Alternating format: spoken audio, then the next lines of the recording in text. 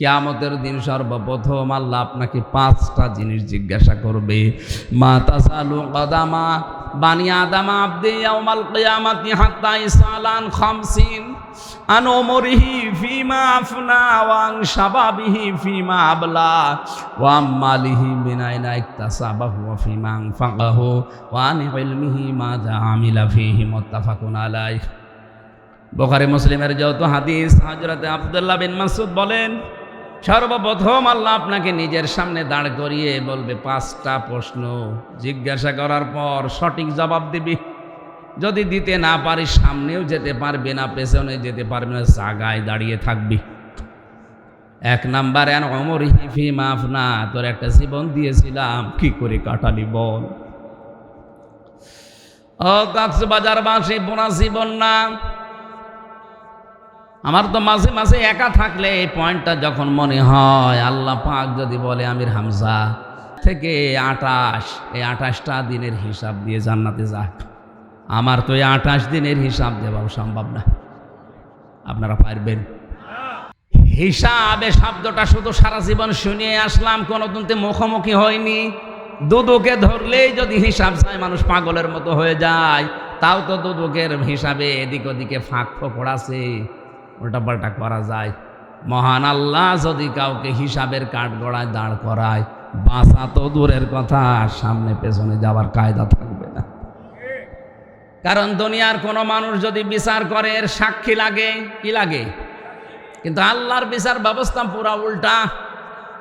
আল্লাহ পাক বলেন, ইয়ারাফুল মুজরিমুনা বিসিমাহুম ফায়ুখাযু বিন-নাওয়াসি ওয়াল আকদাম ফাবিআইয়ি আলাই রাব্বিকুমা তুকাদ্দিবান। দুনিয়ার মানুষ সাক্ষীর উপরে ভর করে রায় দেয়, বিচারপতি যারা, জজ যারা। আমার আল্লাহর বিচার ব্যবস্থা পুরা উল্টা, সিস্টেম আলাদা। ওনার বিচার ব্যবস্থায় কোনো সাক্ষী লাগবে না, আপনার শরীরের ভেতরে সাক্ষী ফুটে উঠবে। আয়াতের তাফসিরে আমি 10 প্রকার মানুষের নাম পেয়েছি। অনেক মানুষের চেহারা কুকুরের মতো হয়ে যাবে, কারো চেহারা শুকুরের মতো হয়ে যাবে, কারো চেহারা হবে সাপের মতো। যে যেই ধরনের অপরাধ দুনিয়ায় করতো তার চেহারার ভেতরে ওইটা ভেসে উঠবে। কিয়ামতে কোটি কোটি মানুষেরা দেখে বুঝবে দুনিয়ায় এই কাজে লিপ্ত ছিল। আল্লাহ মানুষের চুল ধরে আর পা ধরে টানবে। ছোটবেলায় দেখি বাচ্চারা ঘুম আসতে যাদের চায় না, অনেককে আনন্দ দেওয়ার জন্যে 2 হাত ধরে ওই দিকে, 2 পা ধরে এইদিকে দৌলে দৌলে এরকম করে না? কিয়ামতে ফেরেশতারা চুল ধরবে একদিকে, পা ধরবে আর একদিকে, দোলে দোলে এক দোলে দেবে জাহান্নামে।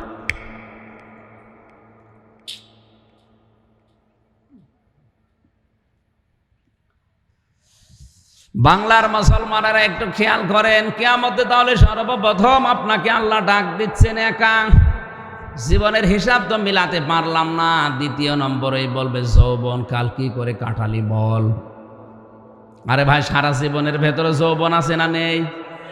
আলাদা করে যৌবনের কথা কেন বলা লাগবে? কারণ এই যৌবন কালেই মানুষ ভালো কাজ করে, যৌবন কালেই খারাপ কাজ করে। আজ যারা যুবক আছি আমরা, ইবাদত করার সময় আমাদের হাতে এখন, আমরা যেন নষ্ট হয়ে না যাই। শয়তান সবচাইতে বেশি টার্গেট করে যুবক আর যুবতীদের। কেউ যদি 15 থেকে 45 এই বয়সটার হিসাব মিলাতে পারে, আল্লাহ পাক কিয়ামতে বলবে তোর বাচ্চা বয়সের আর মুরব্বী বয়সের হিসাব দেওয়া লাগবে না, মাঝখানের সময়টা হিসাব দে। এই জন্য যারা এই বয়সে আছি আমরা এখনই থেমে যাব, সতর্ক হব। বলেন আমিন। বাকিগুলো পয়েন্ট আকারে আমার বলা সম্ভব না, আমি শুধু থিমটা বলছি। কিয়ামতে এবার আল্লাহ একা একা যখন ডাকবে, তাহলে এই কথা যারা ছড়িয়েছে কিয়ামতে পীর সাহেবরা মিছিল নিয়ে আসবে, এটা কি মিথ্যা কথা? আরো জোরে বলেন। আপনাকে আল্লাহ একা একা ডাকবে, আপনি পীর পাচ্ছেন কোনে? বিচারের 2য় সিস্টেমে ধাপে এবার আল্লাহ একা ডাকবে না, এবার ডাকবে আপনাকে নেতার সাথে। কয়জন? আপনি যে আদর্শ মেনে চলতেন ওই লোকটাকে আপনাকে আগে ডাকবে, এরপরে আপনাকে এখন আপনি বিবেক দিয়ে বলেন, যার পেছনে চলেন এই লোকটার যা চরিত্র, আপনি নিজে অন্তত কিছু না কিছু তো জানেন। যেহেতু তার পেছনে ঘুরছেন আপনি, এরকম লোক যদি কিয়ামতে আপনার সামনে দাঁড়ায় আর আপনি যদি তার পেছনে থাকেন, আল্লাহ তো ওরে দেখেই রেগে যাবে, আপনার পর্যন্ত যাওয়া লাগবে।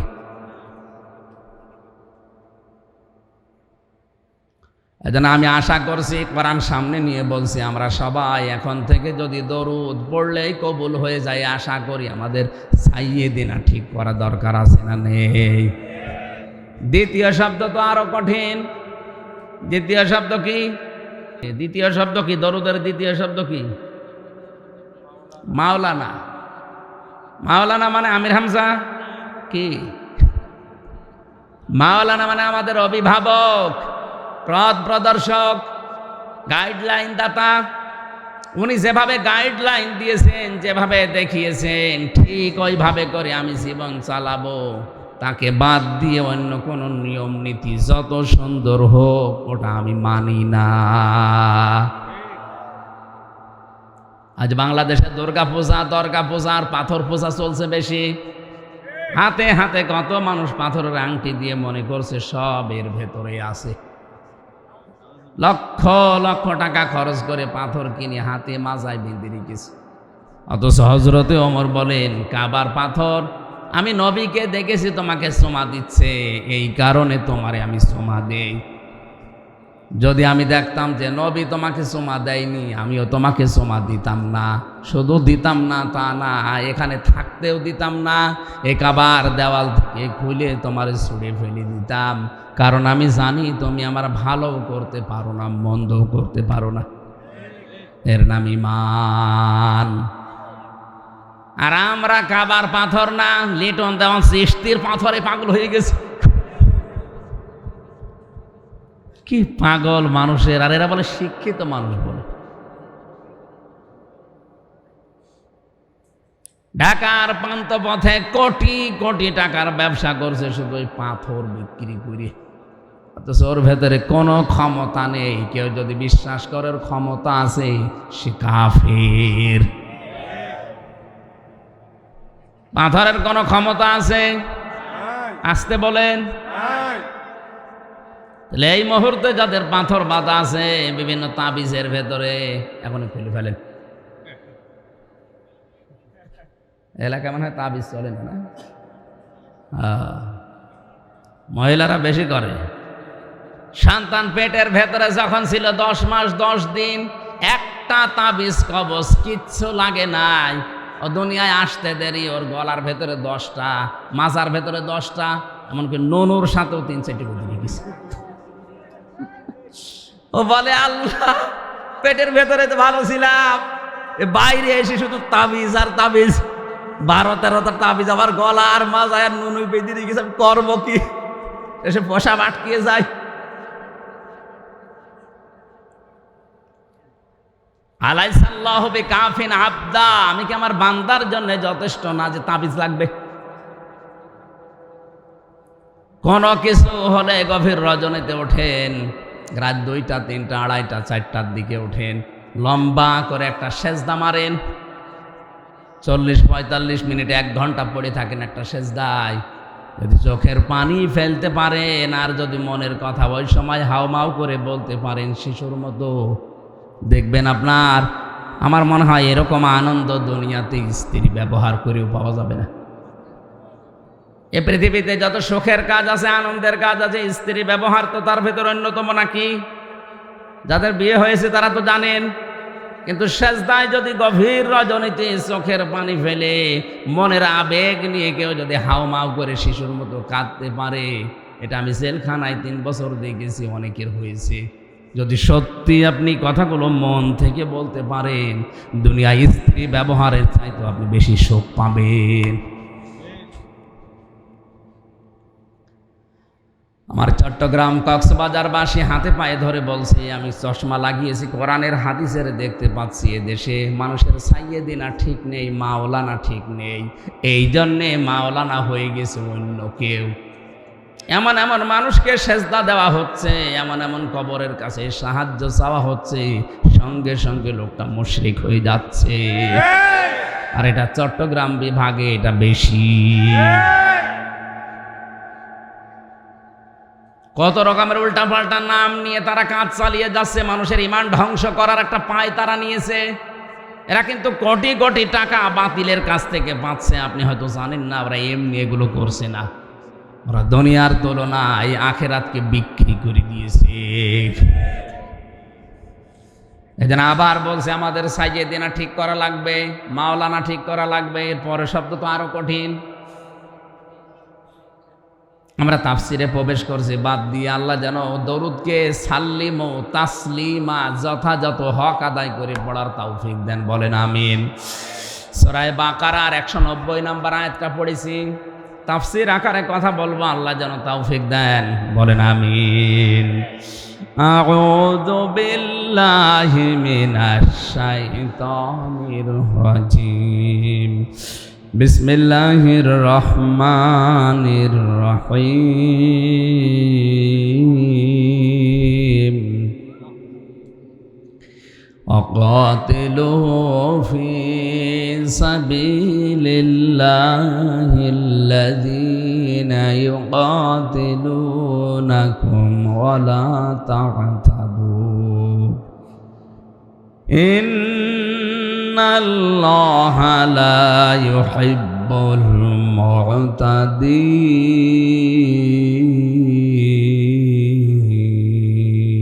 المعتدين। সাদাকতা ইয়া রব্বানা। সূরা বাকারা জানেন সবাই, সূরা বাকারা 186টা 286টা আয়াত আছে, 40টা রুকু আছে, আমরা একটা আয়াত পড়েছি। আল্লাহ পাক বলেন কাতিলু, তোমরা লড়াই করো। কাতিলু শব্দের শাব্দিক অর্থ তোমরা সবাই মিলে হত্যা করো, মারো। এতে মারামারির পক্ষে কে?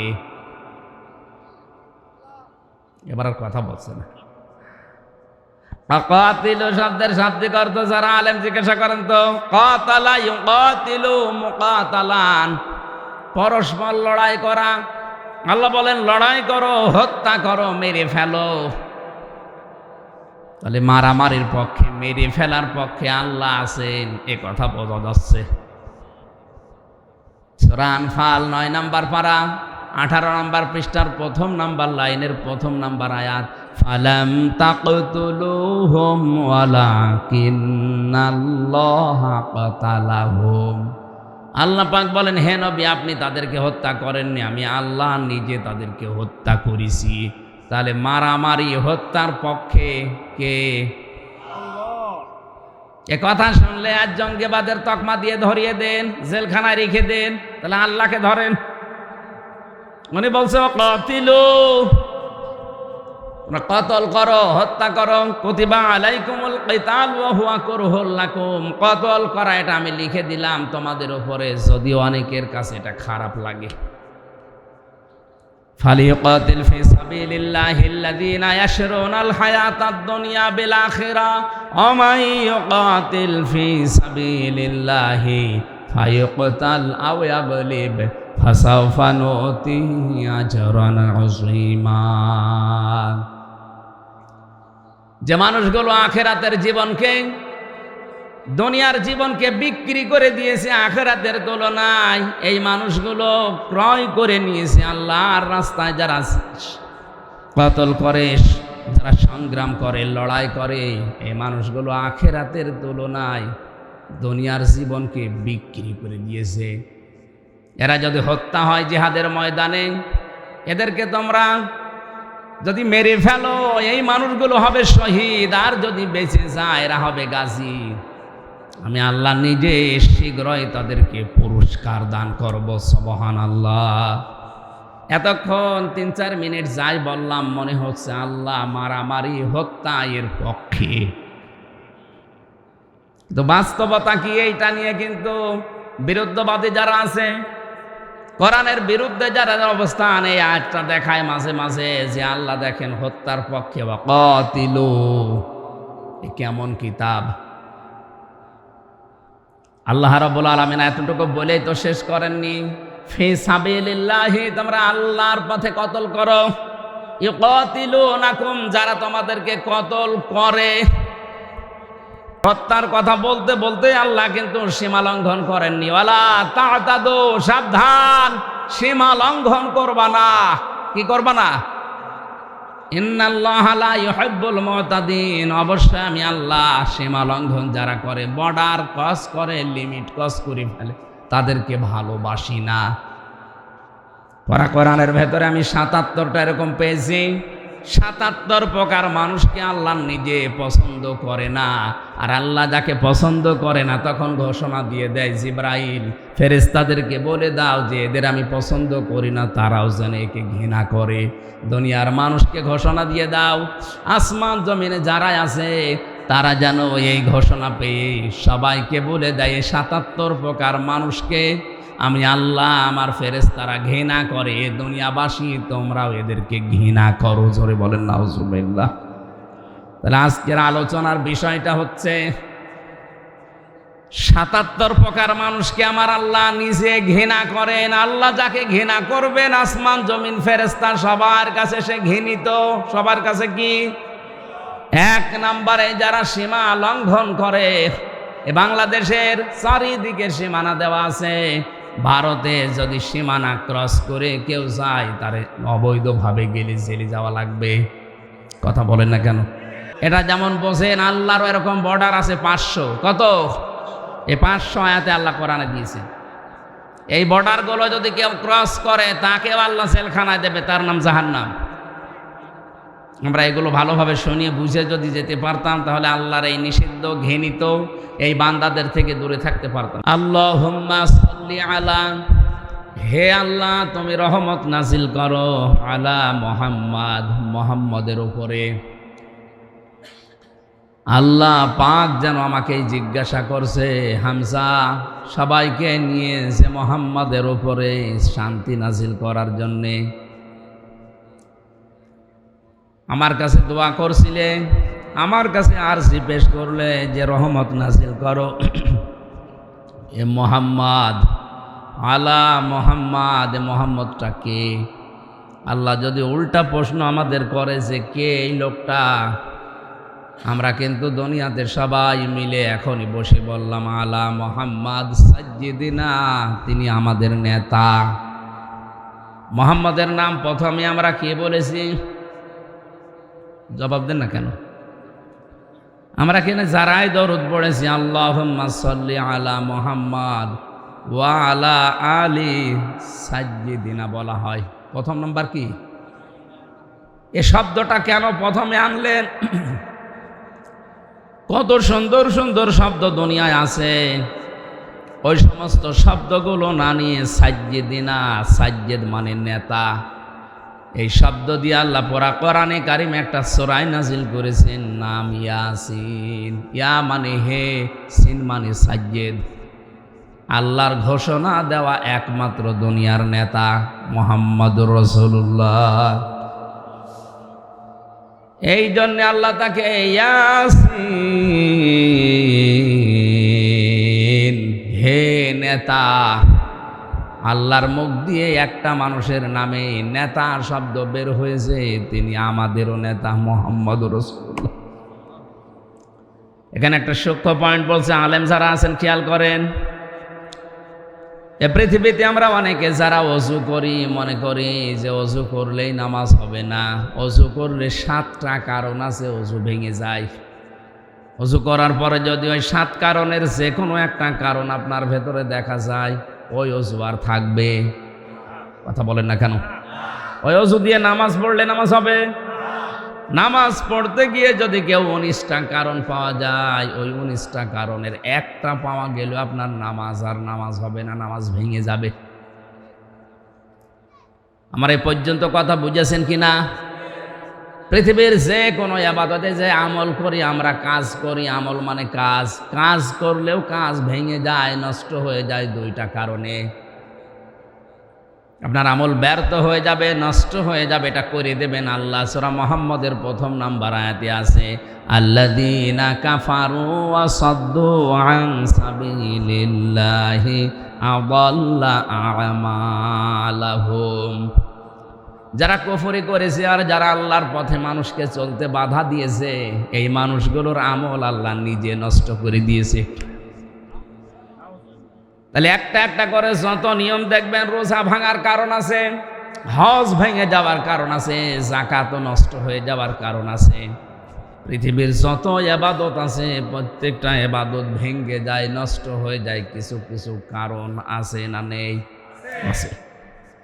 আপনি যেটা নিয়ে জান্নাতে যাবেন বলে আশা করে আছেন, আপনার ইমানও কিন্তু 10 কারণে ভেঙে যায়। কয় কারণে? খুব খেয়াল করেন, 10টা কারণের একটা কারণও যদি আপনার ভেতরে পাওয়া যায়, আপনার ভেতরে কিন্তু আর ইমান বলে আছে, আপনি বলতে পারবেন না ইমান নেই, আপনি বেঈমান। তাহলে 10টা কারণ আমাদের জানা দরকার। যদি এগুলোর একটাও থাকে তাহলে আবু জেহেল আর আমি সমান, কোনো পার্থক্য নেই। কারণ আবু জেহেল আল্লাহ একজন আছে বিশ্বাস করত, কিন্তু শিরিক করত। বদরের ময়দানে যাবার আগে কাবার গিলাফ ধরে বলেছে, কাবার মালিক তুমি আসো, আমি জানি মুহাম্মদের বিরুদ্ধে বদরে যাচ্ছি, সত্যের পক্ষে যে আছে তাকে তুমি বিজয় দিও। ওর দোয়াও কবুল হয়ে গেছে। আল্লাহ একজন আছে, যদি বিশ্বাস না করবে, কাবার গিলাফ ধরে বদরের ময়দানে যাবার আগে কাঁদলো কেন? আবু তালিব নবীজির চাচা, সেও বিশ্বাস করতো আল্লাহ একজন আছে। আব্দুল মুত্তালিব নবীজির দাদা, সেও বিশ্বাস করতো আল্লাহ একজন আছে। এই জন্য আবরাহা যেদিন কাবা ধ্বংস করার জন্য আসে, ও কাবার চাবি ওই মুলতাজাম নামক জায়গা, যেটা ওই দরজার উপরে লাগিয়ে কাবার গিলাফ ধরে বলেছিল, মালিক রেখে গেলাম তোমার ঘর তোমার হাতে, তুমি দেখো যে বাহিনী নিয়ে এসেছে এটা আমার আয়ত্তে নেই, আমি আর পারলাম না। বলেন তো আব্দুল মুত্তালিব আল্লাহ একজন আছে এটা যদি বিশ্বাস না করবে, কাবার চাবি দিয়ে আসবে কোন কারণে? হযরতে খাদিজাতুল কুবরা রাদিয়াল্লাহু তাআলা আনহা, ওই সময় তিনি মুসলমান হননি, ইমানের দাওয়াত পাননি, কিন্তু কথা বলতে গেলে আল্লাহর নাম বলতেন 3 বার 5 বার 7 বার করে। নবীজি নবুয়ত পাওয়ার পরে যেদিন বাড়িতে আসলেন, ডাক দিয়ে বললেন, ইয়া খাদিজা জাম্মিলুনি জাম্মিলুনি, হে খাদিজা আমাকে ঢেকে দাও ঢেকে দাও। হযরতে খাদিজা ওই দিন নবীজির চরিত্রের ওপরে 5টা কথা বলেছিলেন। পৃথিবীর কোনো স্বামী যদি, কোনো স্ত্রী যদি তার স্বামীর পক্ষে এই 5টা কথা বলতে পারে, বেশক ওই স্বামী আল্লাহর জান্নাতি। তো বলা কঠিন আছে। বুখারী শরীফের হাদিস, হযরতে খাদিজাতুল কুবরা সর্বপ্রথম নবীজিকে জানিয়েছিলেন, আল্লাহি কাল্লা লা ইউখজি কাল্লাহু আবাদান। শব্দের দিকে খেয়াল করুন। হযরতে খাদিজা বললেন, আল্লাহি আল্লাহর কসম, কাল্লা কখনো না, লা ইউখজি কাল্লাহু আবাদান, কখনো আল্লাহ পাক আপনাকে অপমান অপদস্থ ভয় ভীতি দেখাতে পারেন না। কয়েকটা কথা এখানে ছিল যে আপনি গরিবের খোঁজ খবর নেন, আত্মীয় স্বজনের খোঁজ খবর রাখেন, এতিমের খোঁজ খবর রাখেন, বস্ত্রহীন যারা বস্ত্রের ব্যবস্থা করেন, খাদ্যহীন যারা খাদ্যের ব্যবস্থা করেন। যে নবীজির স্ত্রী যে কথাগুলো বলছিলেন মিলান তো। আপনি আত্মীয় স্বজনের সম্পর্কগুলো ঠিক রাখেন, আপনি এতিম মিসকিন অসহায় মানুষের পেটের খাবারের ব্যবস্থা করেন, যাদের কাপড়ের ব্যবস্থা নেই পোশাকের ব্যবস্থা করেন।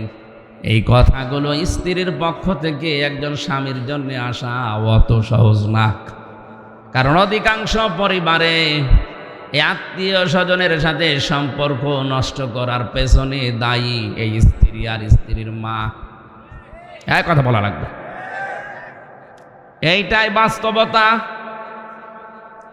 আমি আমার বোনের সাথে, আমার ভাইয়ের সাথে, আমার চাচাতো ভাইয়ের সাথে, আমার চাচার সাথে, আমার ফুফুর সাথে শরীয়তের যে সম্পর্ক আছে, যে হক আছে, আদায়গুলো করতে পারি না, 100 ভাগের জন্য দায়ী আমার বউ, আমার শাশুড়ি। তা বলে আমারটা বলছে না, আপনার আবার ছেড়ে দিয়েন না। এরকম হাজারো পরিবার দেশে আছে না নেই?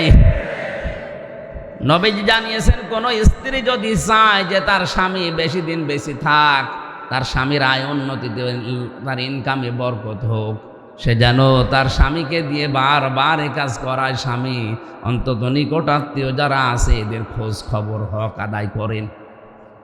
কারণ নিকট আত্মীয় স্বজনের খোঁজ খবর রাখলে, তাদের হকগুলো আদায় করলে আপনার হায়াত আল্লাহ বাড়াবে। 2 নম্বরে আপনার রিজিকে আল্লাহ নিজে বরকত দেবেন। এই কাজটা যারা করতে চায় না, বুঝতে হবে ওই স্ত্রী চায় যে আমার স্বামী তাড়াতাড়ি মরে যাক। কি হাদিস তো এইটাই বলছে। মা বোন যারা এসেছেন মনে করছেন নামাজ পড়ি রোজা করি কালো বোরকা পরে ঘুরি, আমি জান্নাতে যাব না, যাবে কে? আহা, 2 জন মানুষকে এই পৃথিবীতে বড় বড় 2টা পুরস্কারের ঘোষণা আমরা জানি। হযরতে খাদিজাতুল কুবরাকে আল্লাহ সালাম দিয়েছেন জীবিত অবস্থায়, আর হযরতে আসিয়াকে আল্লাহ জিন্দা অবস্থায় জান্নাতে ঘর দেখিয়েছেন।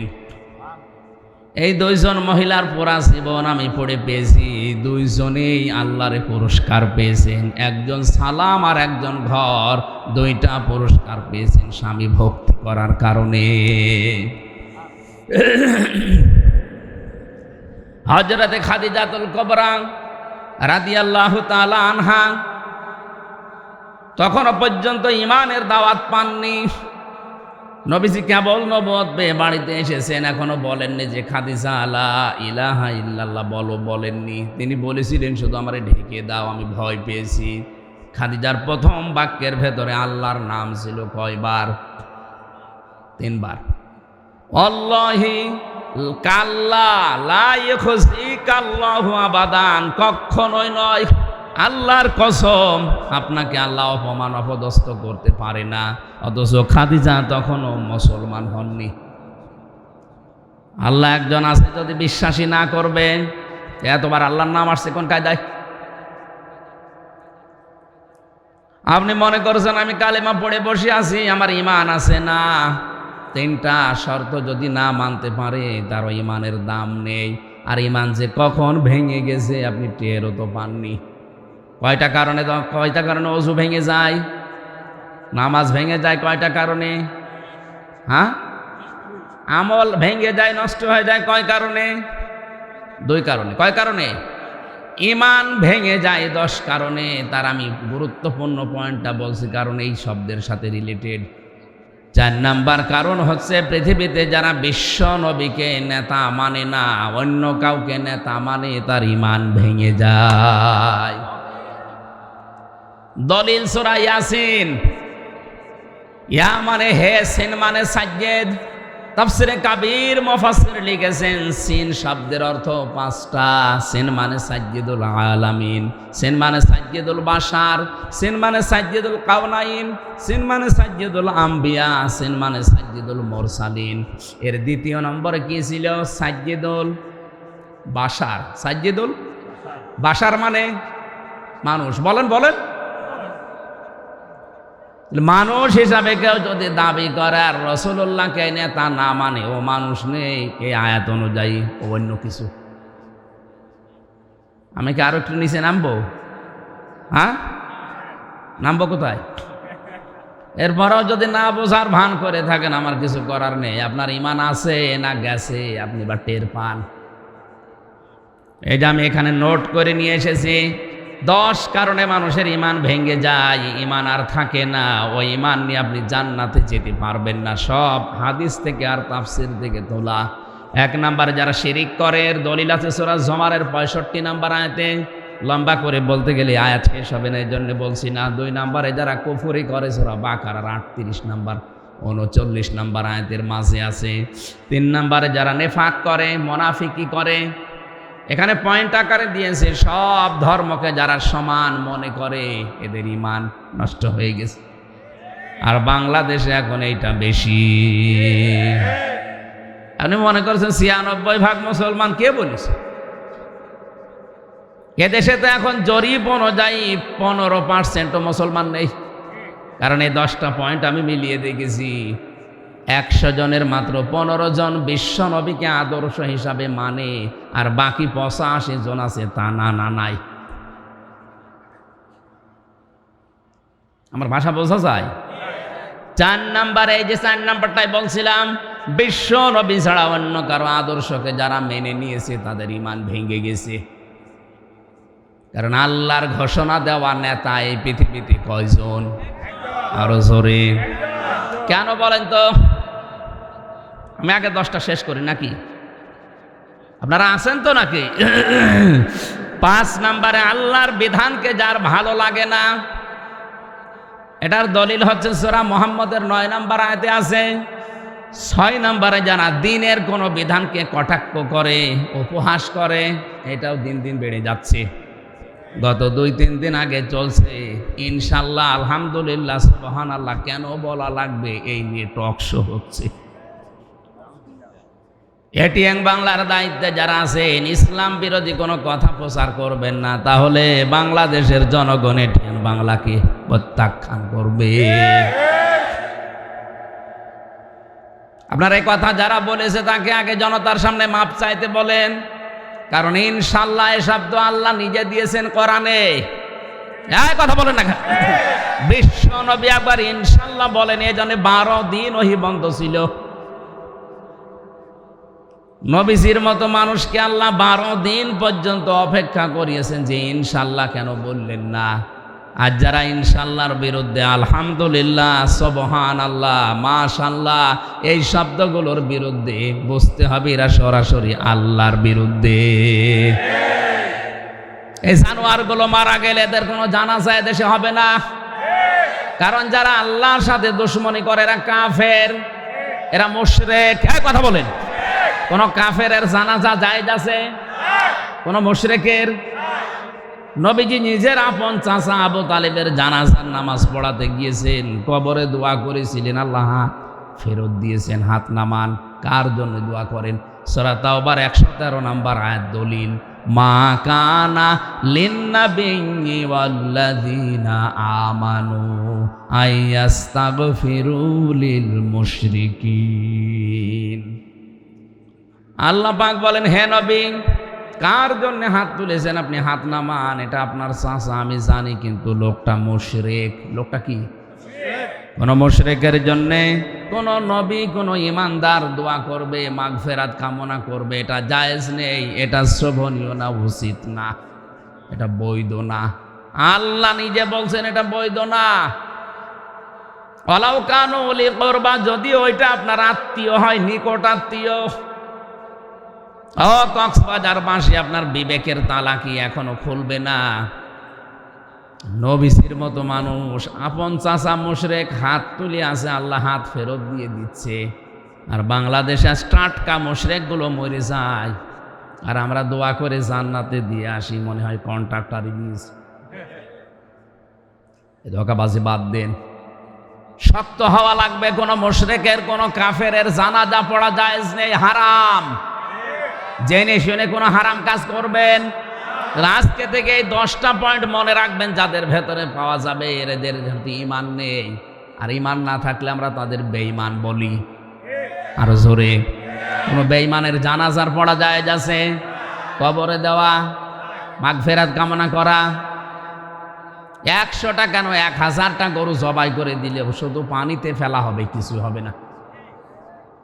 মনে করছেন না চট্টগ্রামে আওলাদের রসুল আছে, দোয়া করালে পার? কিসের আওলাদের রসুল?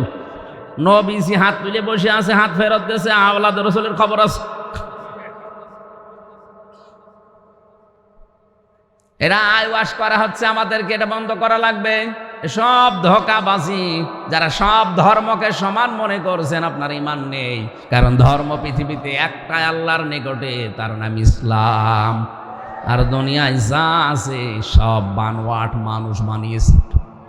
এখন যদি এই কথাকে নিয়ে বলে গে ধর্মের প্রতিও কটাক্ষ করছে, আরে ভাই, কোরআনের কথা, ইসলামের কথা আমি বলবো না? সূরা আলে ইমরানের 19 নাম্বার আয়াত, ইন্নাদ-দীনা ইনদাল্লাহিল ইসলাম। আল্লাহর কাছে একটাই ধর্ম, তার নাম কি? ইসলাম। আমাইয়াবতাগি গায়রাল ইসলামি দীনান ফালা ইউকবালা মিন। সূরা আলে ইমরান 85 নম্বর আয়াতের প্রথম অংশ। দুনিয়ায় যারা ইসলাম বাদ দিয়ে অন্য কোনো ধর্ম, অন্য কোনো নিয়ম নীতি নিয়ে আল্লাহকে খুশি করতে চাইবে, ফালা ইউকবালা মিনহু, ওর জীবনের কোনো ইবাদত বন্দেগী কবুল হচ্ছে না, হবে না। এ কথাটা না জেনে যদি আপনি ভুল বুঝে অন্য কোনো ধর্ম মেনে মারা যান, কিয়ামতে তো আমার ধরবেন। এই জন্যই তো সঠিকটা বললাম। এখন আপনার বিবেকের ওপরে, আমার জোর করার কিছু নেই, কারণ আমার হাতে তো কিছু নেই। লাস্তা আলাইহিম বিমুসাইতির, হে নবী আপনাকে দারোগা পুলিশ করে পাঠায়নি যে পিটিয়ে মানুষ হেদায়েত করা লাগবে, দরকার নেই। সঠিকটা তুলে ধরেন, যার ইচ্ছা হয় সে মানবে, যার ইচ্ছা হয় সে না মানুক, আমি তো আছি। ইন্না আ'তাদনা লিয-যালিমিনা নারা, জালেমদের জন্য আমি আল্লাহ আগুন তৈরি করে রেখেছি। জোরে বলেন নাউজুবিল্লাহ। কক্সবাজার বাসী একটু খেয়াল করেন তো, আমার তো মনে হচ্ছে পয়েন্টগুলো পড়ার পরে বাস্তবতার সাথে মিলিয়ে কত মানুষের যে ইমান চলে গেছে ও নিজেও টের পায়নি এখনো। মনে করছেন না আমি ছোটবেলায় আগা কেটে রেখেছি, এটা তো ছাগলও কেটা আছে। ছাগল মুসলমান?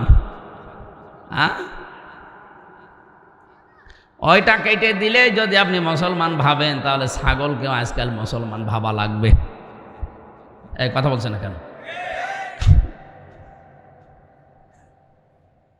6-7 নম্বরে যারা জাদু করে, 8 নম্বরে যারা মুসলমানদের বিরুদ্ধে ষড়যন্ত্র করে, এটা তো দেশে নেই।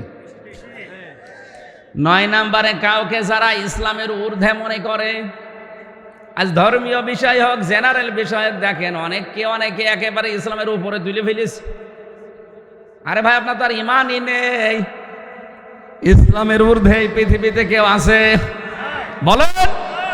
ইসলামের খাদেম এই পৃথিবীর সবাই।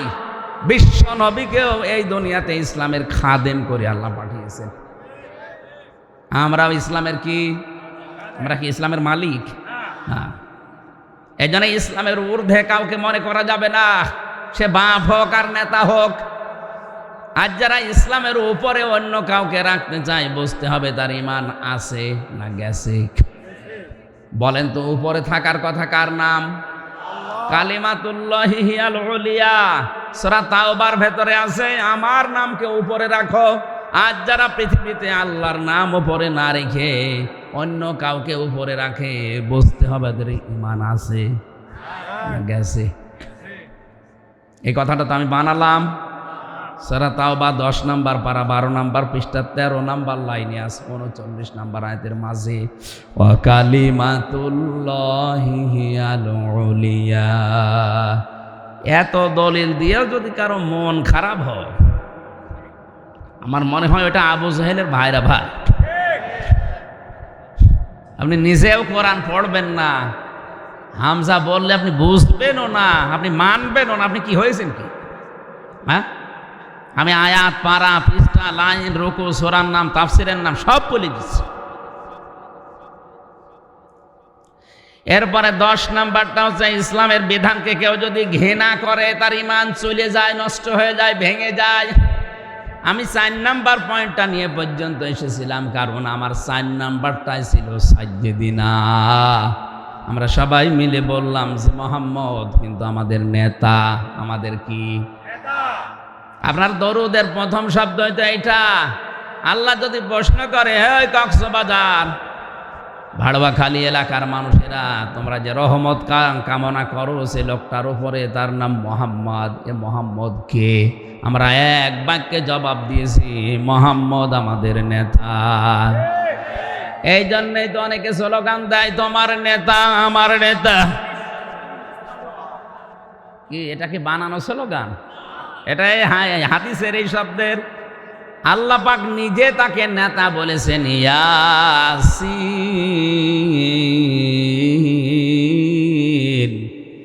ওয়াল কুরআনিল হাকীম। বিজ্ঞানময় কোরআনের কসম, হে নেতা, শুধু বাংলাদেশের না, সিনেমানে সাজ্জেদুল আলামিন, যত জগৎ আছে আল্লাহর, সব জগতের জন্য আপনাকে আমি নেতা বানিয়েছি, আদর্শ বানিয়েছি। এখন যদি বলেন অন্যান্য জগতে কি আল্লাহর এতানাজ্জালুল আমরু বাইনাহুন্না, অন্যান্য জগতেও আল্লাহর সৃষ্টি আছে, সেখানেও বিধিবিধান নাজিল হচ্ছে, সেখানকার জন্য আমাদের এই নবী মুহাম্মদুর রাসূলুল্লাহ একমাত্র নেতা। আপনি যদি বলেন আমি এদেশে থাকবো না, আমি মঙ্গল গ্রহে যাব, আরে ভাই ওইটা তো আর একটা জগৎ, ওখানেও যদি আল্লাহর সৃষ্টি থাকে, ওখানে যদি আল্লাহর বিধিবিধান নাজিল হয়, ওখানকাও বাস করলেও আপনাকে মুহাম্মদকে নেতা মানা লাগবে। সহজ কথাটা যারা না বুঝে শুধু রাজনীতি মনে করে মন খারাপ করছেন, আপনার কপাল পড়ছে। আমি আপনাকে বাঁচানোর জন্য বললাম, কারণ আপনার দরুদ কবুল হচ্ছে না। এজন্য সাইয়েদিনা ঠিক করেন। সূরা বানী ইসরাঈল 15 নম্বর পারা 8 নম্বর পৃষ্ঠা 3 নম্বর লাইনের 71 নম্বর আয়াতের প্রথম অংশে আছে। এটা তাফসিরে ফি জিলালিল কোরআনে পাবেন। আল্লাহ পাক বলেন, ইয়াউমা নাদউ কুল্লা উনাসিম বিইমামিহিম, কিয়ামতের দিন প্রতিটি মানুষকে আমি আল্লাহ ডাকবো তার নেতার সাথে। কার সাথে?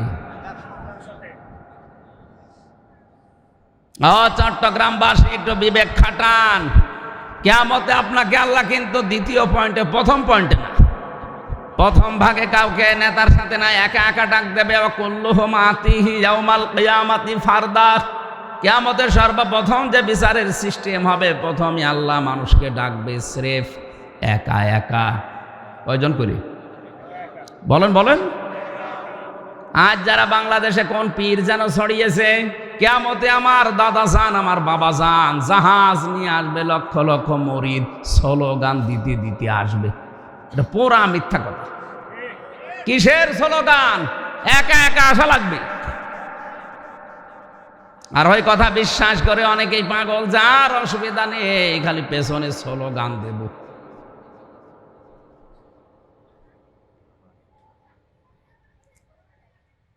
মানুষের কমন সেন্সের কমন বাদ দিয়ে যদি সেন্স থাকে, তাও তো কোরআনের বিপক্ষে এরকম কথা প্রচার করতে পারে না। এ কথা বলতে গেলে হামজা ওদের কাছে খারাপ, কারণ ওরা জানে যে আমার ব্যবসার 12টা বাজতেছে। বলেন তো সূরা এটা মরিয়ম 16 নম্বর পারা 10 নম্বর পৃষ্ঠা 15 নম্বর লাইনের শেষ নাম্বার রুকুর 95 নম্বর আয়াত, অকুল্লুহুম আতিহি ইয়াউমাল কিয়ামাতি ফারদা। আল্লাহ বলেন প্রতিটি মানুষকে আমি স্রেফ ডাকবো আমার সামনে বিচারের প্রথম পয়েন্টে। কয়জন? আরো জোরে বলেন। দ্বিতীয় পয়েন্টে, এবার আমাদের বাংলাদেশে বিচার ব্যবস্থা যেমন সিস্টেম 4টা। প্রথম নাম্বারে সিএমএম কোর্টে বা ম্যাজিস্ট্রেট কোর্টে, এখান থেকে যদি আপনার বিরুদ্ধে রায় হয়, আপনি বলতে পারবেন না আমি মানি না, আপনার রাষ্ট্রদ্রোহী মামলা হবে। এতটুকু বলা যায় যে আমি ন্যায় বিচার পেলাম না, তাহলে কি করবেন? আপনি যান, উপরে যান, জজ কোর্টে যান। জজ কোর্ট থেকে আপনার বিরুদ্ধে যদি রায় আসে, আপনি বলতে পারবেন না যে আমি মানি না। এতটুকু বলার ক্ষমতা আছে যে আমি ন্যায় বিচার পেলাম না, আমি আরো উপরে যাব। কোথায় যাবেন? আপনি যান হাইকোর্টে যান। হাইকোর্ট থেকে আপনার বিরুদ্ধে যদি বিচার আসে যে আপনি অপরাধী, আপনি বলতে পারবেন না আমি মানি না, পারবেন? এতটুকু বলা যায় যে আমি ন্যায় বিচার পেলাম না, আমি আরো উপরে যাব। কোথায় যাবেন? সুপ্রিম কোর্টে যান। ওখান থেকে বাংলার প্রধান বিচারপতি এখন যিনি আছেন, এই যে নেত্রকোনায় বাড়ি, কি জানো না, ওবায়দুল হাসান, ওনার নেতৃত্বে যে 6 জন বিচারপতি নিয়ে বেঞ্চ বানানো আছে, ওখান থেকে যদি একবার ঘোষণা আসে যে আপনার ফাঁসি, এখন যদি বলেন রায় আমি মানি না, শুধু আপনি না, এই দেশের 18 কোটি মানুষ ওবায়দুল হাসানের এই রায় মেনে নিতে বাধ্য, কারণ ওনার উপরে আর বিচারপতি বলেন। আমি বলছিলাম যেটা এই দেশের বিচার ব্যবস্থা আমাদের 4টা ক্যাটাগরিতে আছে: ম্যাজিস্ট্রেট কোর্ট, জজ কোর্ট, হাইকোর্ট, সুপ্রিম কোর্ট। আল্লাহ রাব্বুল আলামিন সর্বপ্রথম আপনাকে বিচার ব্যবস্থায় ডাকবে, একা একা বল 5টা প্রশ্ন জিজ্ঞাসা করবে। একেবারে স্রেফ আপনি একা দাঁড়িয়ে থাকবেন, কেউ থাকবেন আপনার সাথে।